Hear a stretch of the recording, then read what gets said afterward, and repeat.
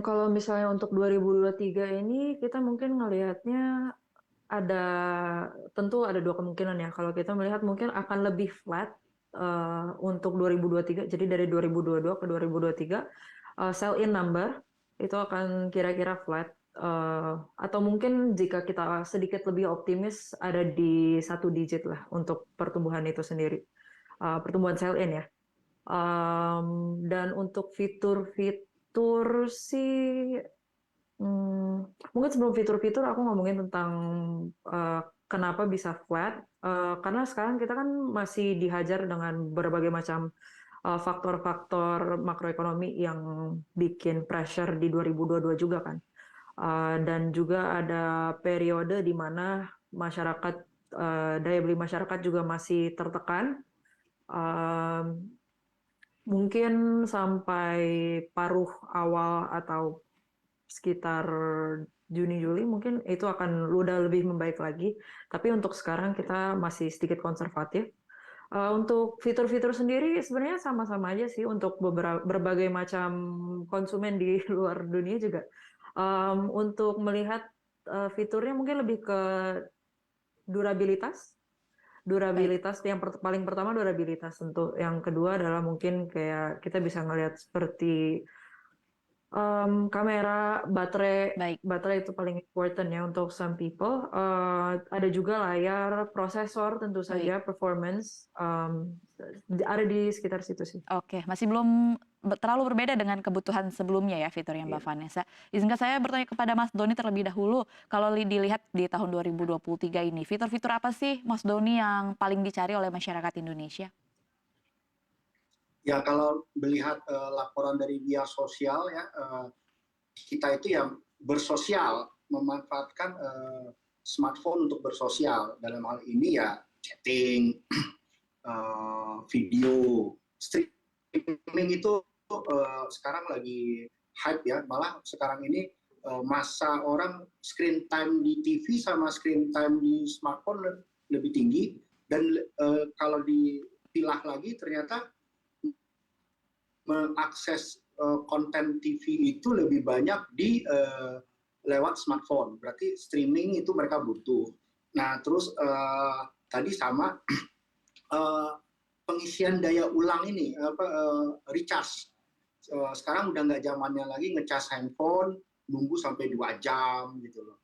Kalau bisa orang kan pengennya 30 menit udah mungkin udah 70%. Nah, recharge ini yang paling penting. Terus ya tadi sudah disinggung oleh Mbak Vanessa, karena orang kita tipikal orang yang kepo, suka ambil gambar, sharing, jadi kan kamera itu hal yang sangat penting bagi mereka. Nah, sebenarnya gini Mbak, saya mau jelasin dulu kalau boleh ya, sedikit aja.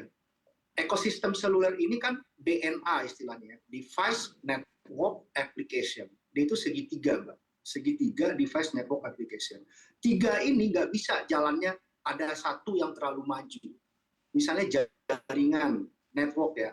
Jaringannya terlalu maju, device-nya belum ada, nggak laku, Mbak. Oke? Terus jaringannya sudah ada, device-nya belum ada. Ini kejadian di Indonesia sekarang. Kita ngomong 5G. Jaringannya sebenarnya belum ada, antara ada dan nggak ada.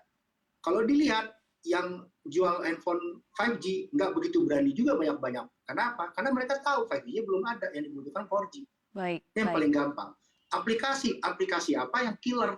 baik, Nah, aplikasi ini yang memicu orang pakai device sama network. Itu, Mbak. baik, baik Mas Jadi Doni. kalau dibilang mau kiamat, saya nggak yakin kiamat, Pak. Ya, ini berhubung Anda menyinggung nih Mas Doni terkait dengan teknologi 5G. Yang menarik adalah CEO Nokia memprediksi bahwa 7 tahun lagi di tahun 2030 smartphone akan kiamat. Karena teknologi yang ada salah satunya adalah 5G tergantikan dengan 6G, kemudian pergeseran masyarakat mulai menggunakan augmented reality dan juga virtual reality dan juga teknologi lainnya yang membuat smartphone akhirnya akan mati. Proyeksi dari CEO Nokia Pekalunmark. Bagaimana Anda melihatnya Mas Doni? Dari proyeksi kiamat handphone ini? Kalau saya lihat ya, saya kan di dunia ini udah 20 tahun ya, mengikuti lah dari zaman kejayaan Nokia. Nokia aja nggak memprediksi dia bisa hancur.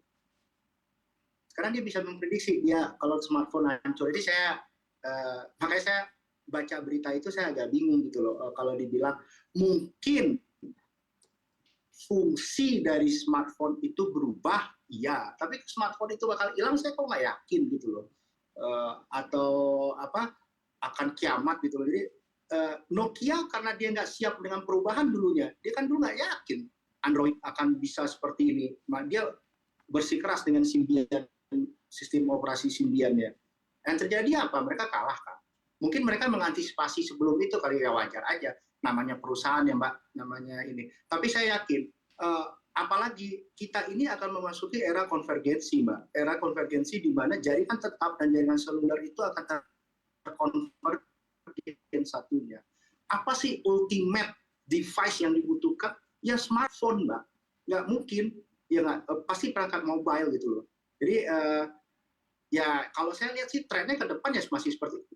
Apalagi waktunya pendek banget dari prediksinya, saya nggak yakin. Kalau umur kita panjang, kita ketemu lagi pasti ngomong, nanti kita ketawa bersama ngomongin ini.